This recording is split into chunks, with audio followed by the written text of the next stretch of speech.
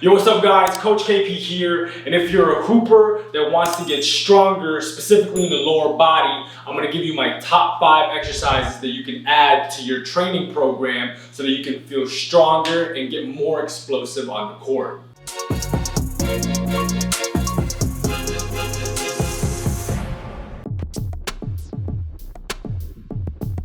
So before we get started, make sure you subscribe to the YouTube channel, and if you're already a subscriber, welcome back. Hit that like button, turn on post notification, and if you like the shirt, be legendary, go cop that, link in the bio. So the first exercise that every hooper should have in their training program is the trap bar deadlift. Now, if your gym doesn't have a trap bar, then it's time to find a new athletic performance gym. And if you're lucky, your gym will have a trap bar that's open, which will give you more variety to perform different types of strength movements. So the reason why I like this movement for basketball athletes is because typically basketball athletes are lengthy, they got longer arms, longer leg, and so this is a great variation when it comes to strengthening up the posterior chain. Just because the weight is not in front of them, the weight is on the sides, allowing them to pull the weight safely and strengthen our lower body or our posterior side more effectively. So with the trap bar deadlift, we want to focus more on the hip hinge, right? Not a squat. So you want to keep your shin vertical. You want to have your big foot, pinky, or your big toe, pinky toe, and heel pressing on the ground. And you want to keep your head in line with your spine. You want to be looking up like that. You want to keep everything nice and straight. And when you pull, you want to get your hips through and your head vertical.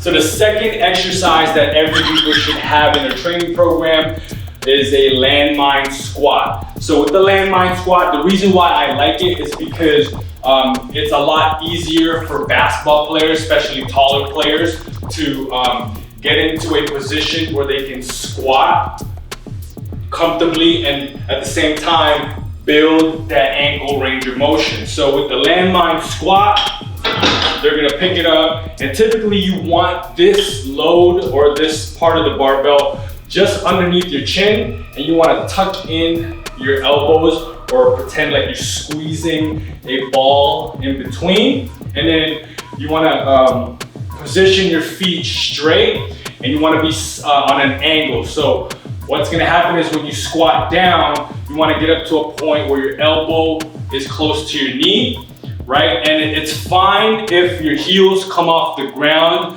That's totally okay, because we want to be able to get a little bit lower and build some ankle range of motion. And then you want to explode up for this movement to work a little bit more on power, right? So with this one, you want to be able to just control the weight down and then come up.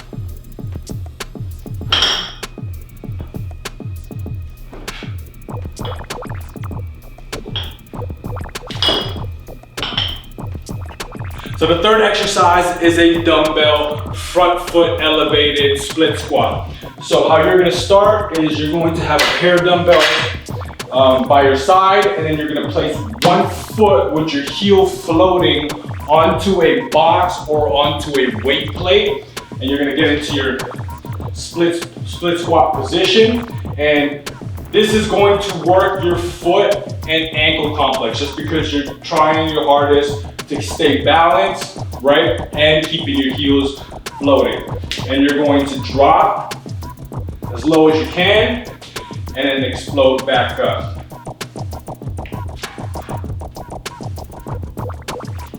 So with the front foot elevated, it gives you more room to drop down, right? More range of motion is always good for building overall lower body strength.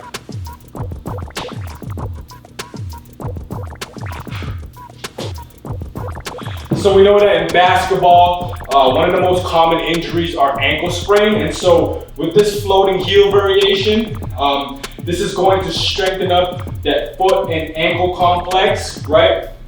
And so the stronger that complex is, the less likely you'll get hurt and sprain an ankle.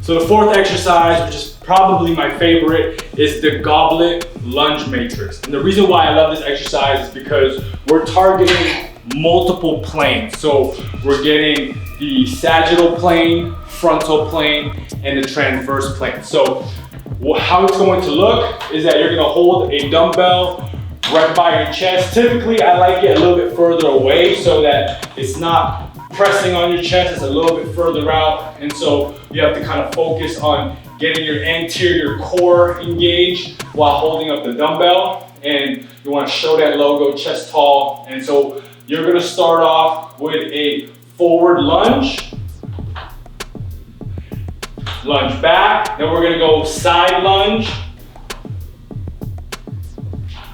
And then the third one is we're gonna go do a rotational lunge. So you're gonna have one foot facing straight and the other foot facing lateral. And then we're just going to squat into this rotational position, right? And so you'll repeat that. So you go forward, lateral, and then rotation. This movement is really going to help you strengthen all angles of your lower body, especially around the knee area, right? So we're targeting the quads, the inner thigh, and the hamstrings from different angles. And we're also getting good ankle mobility by doing all three movements.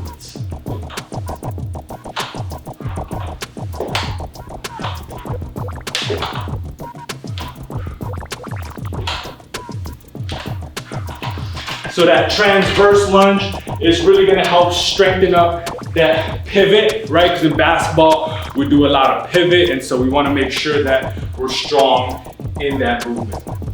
The fifth exercise is called a single leg deadlift airplane to a single leg squat. The reason why I like this exercise is because it's gonna work a lot on single leg stability, balance, and getting that single leg strong. So in basketball, we mostly play on one leg because we're constantly running, jumping on one leg. And so we want to make sure that that single leg strength is there so that we're able to absorb and create force.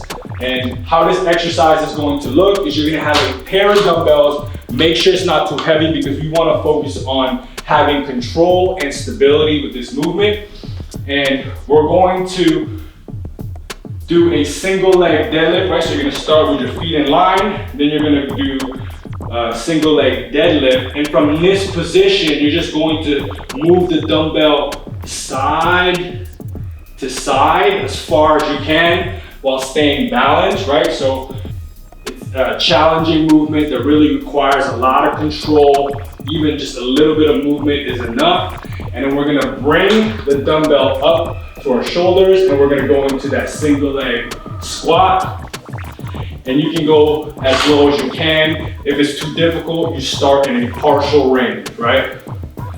Here, side, side.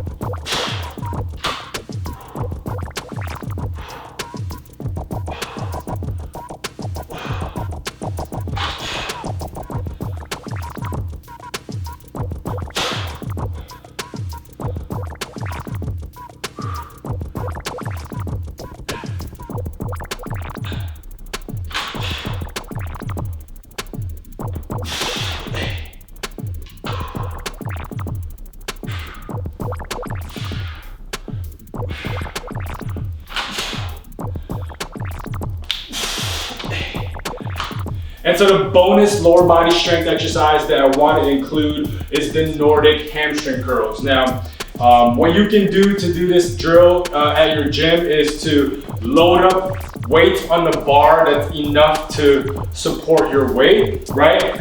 Or some gyms have a Nordic hamstring curl machine where you can just slip your ankles through, right? So you want to get into this kneeling dumbbell position. You want to get into this kneeling position where your ankles are supported by a bar. And what you're going to do is you're going to slowly drop, right? So you want to focus on that eccentric movement. And then push your weight back up, right? So this is really gonna target your hamstring and make sure that you're strengthening that up. Boom. Right, you wanna resist. Push back up, right? The more you do this, the stronger your hamstrings will get. And some athletes can actually do this without assistance. Push.